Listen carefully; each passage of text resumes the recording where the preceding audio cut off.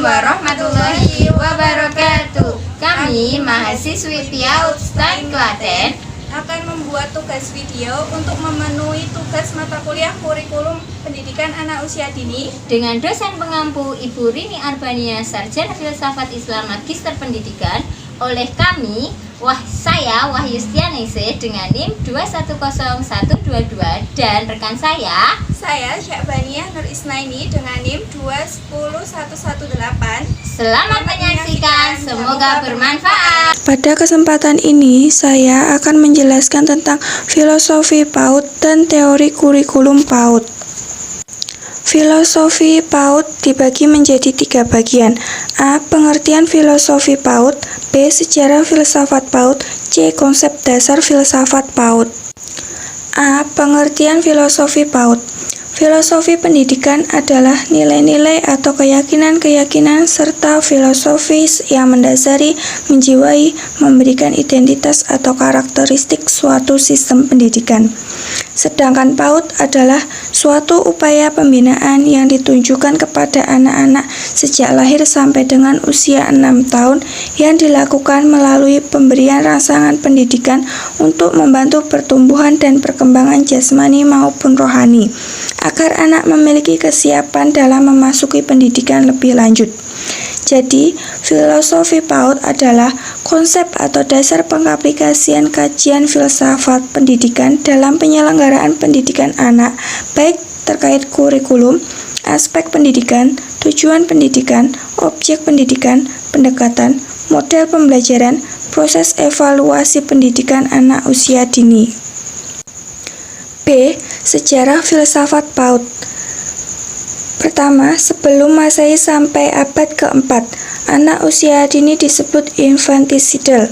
Kedua, abad keempat sampai abad ke-13, anak usia dini disebut abandoning. Ketiga, abad ke-14 sampai abad ke-17, anak usia dini disebut ambivalen. Keempat, abad ke-18, anak usia dini disebut intrusif. 5. Abad ke-5 sampai pertengahan abad ke-20, anak usia dini disebut socializing. 6. Abad ke-20, anak usia dini disebut helping. C. Konsep filsafat PAUD.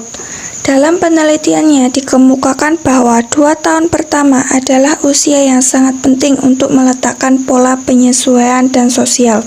Oleh karena itu, anak usia 12-15 bulan harus diberi kesempatan yang kaya akan kehidupan sosial, supaya anak dibentuk untuk mempunyai pikiran yang baik. Atas dasar itulah, maka tahun-tahun prasekolah dari usia 2-5 tahun adalah masa paling penting dalam masa perkembangan anak.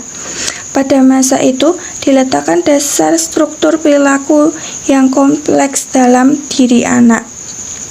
Dalam konteks ini, PAUD seharusnya mengkondisikan pola perkembangan sehingga anak mempunyai pola perkembangan yang baik. Oleh karena itu, PAUD berfungsi optimal sebagai penentu perkembangan anak pada masa yang akan datang.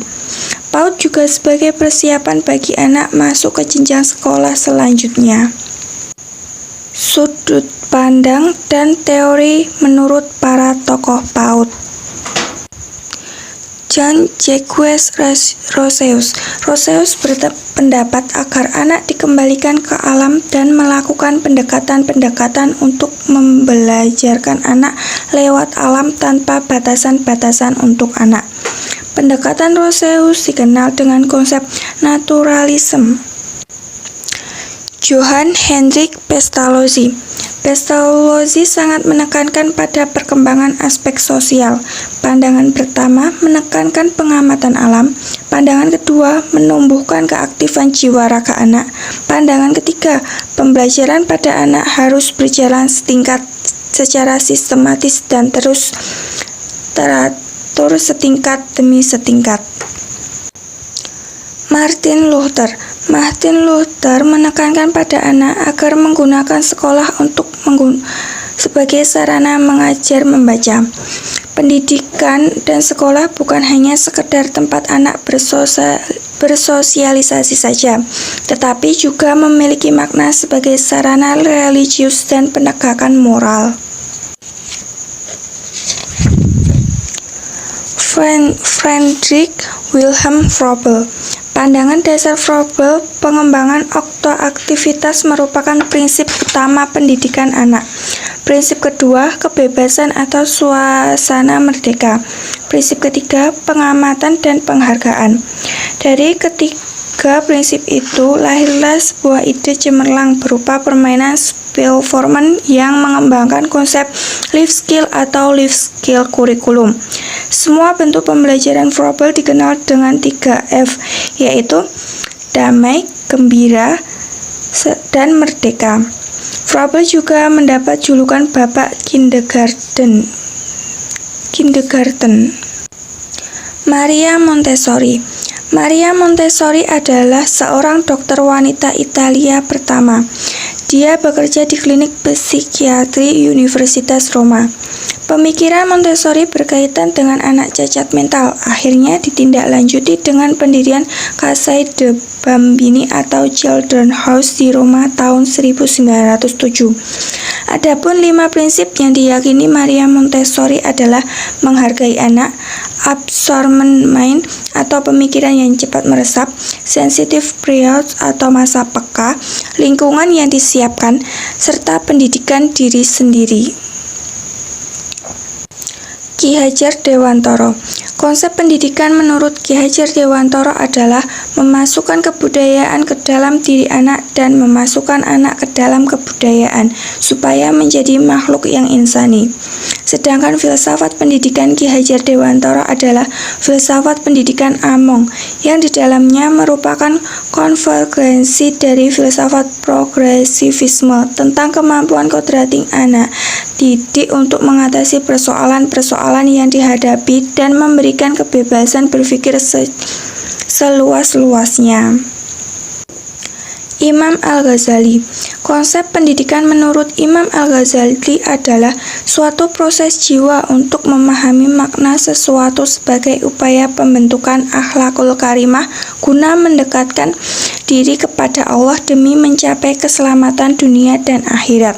Konsep pembelajaran Imam Al-Ghazali menekankan pada persyaratan akhlak sebagai basis utama, tetapi kecenderungannya ditekankan kepada pengajar. Selain itu, akhlak sebagai basis pemikiran dalam konstruksi pemikiran pendidikan Islam ini sangat relevan dengan kehidupan di era globalisasi saat ini. Abdullah Nasih Ulwan. Konsep pendidikan yang digagas Abdullah Nasih Ulwan adalah membina mental anak, melahirkan generasi Islam yang dapat meneruskan perjuangan Islam sesuai prinsip-prinsip pendidikan Islam, membina umat dan budaya yang dapat menjaga nilai moral Islam yang berpedoman pada Al-Quran dan Hadis. Menurut beliau, ada 5 metode pendidikan yang paling berpengaruh: pendidikan dengan keteladanan, pendidikan dengan kebiasaan, pendidikan dengan nasihat, pendidikan dengan pengawasan atau perhatian, serta pendidikan dengan hukuman. Kesimpulan dari adanya presentasi dari kelompok kami adalah kajian filosofi tentang PAUD bertolak dari suatu pemahaman bahwa semenjak usia dini anak telah dibekali dengan berbagai potensi yang perlu dikembangkan. Potensi-potensi itu harus dikembangkan supaya kelak seorang anak dapat menjalankan fungsi dan perannya secara efektif dan produktif sebagai manusia. Filsafat PAUD memberikan landasan filosofi tentang bagaimana memberi stimulasi yang sesuai dengan situasi, kondisi dan kemampuan anak usia dini yang berbasis cara pikir filsafat dan teori pendidikan. Maka, layanan pendidikan yang diberikan kepada anak sungguh mampu menjawab apa yang menjadi kebutuhan anak. Sekian presentasi dari kelompok kami, kurang lebihnya mohon maaf. Wassalamualaikum warahmatullahi wabarakatuh.